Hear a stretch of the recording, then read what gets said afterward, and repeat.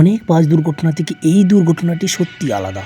একদম ৫০০ ফুট উপর থেকে পড়ে গিয়ে খাদে পড়ে গিয়ে প্রাইভেট বাসটি প্রায় চুরমার হয়ে গেছে, যেখানে ১৪ জন মারা গেছে এবং ৩০ জন আহত, যার জন্য প্রধানমন্ত্রী নরেন্দ্র মোদীও শোক প্রকাশ করেছেন, গভীর শোক প্রকাশ করেছেন। ভয়াবহ মর্মান্তিক বাস দুর্ঘটনাটি ঘটেছে হিমাচল প্রদেশের সিরমৌরে।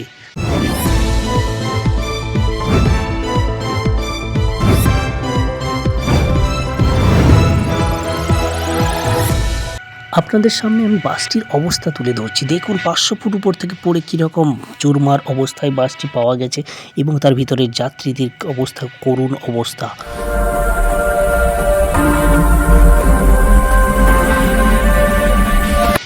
আশেপাশের কত মানুষ এসে দেখছে এই বাসটির মর্মান্তিক অবস্থা, তারা চারপাশে ভিড় করে জমে গেছে।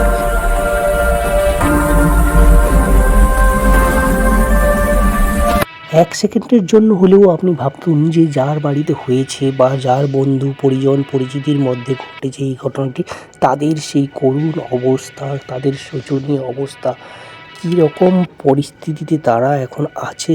খুবই ভয়ানক এবং মর্মান্তিক পরিস্থিতি। এই ঘটনাটি অনেকের মনকে নাড়া দিয়ে চলে গেছে। আসছে পরবর্তী খবরে, ইডির তল্লাশি নিয়ে টিএমসির বিক্ষোভ। কলকাতায় আইপ্যাক অফিসে ইডি রেডের প্রতিবাদে টিএমসি সাংসদরা অমিত শাহর অফিসের সামনে বিক্ষোভ শুরু করে। এই ঘটনায় মহুয়া মৈত্র সহ অনেককেই পুলিশ আটক করে। এইদিকে এই ঘটনার প্রতিবাদে মমতা ব্যানার্জিও কলকাতায় রাস্তায় নেমেছেন।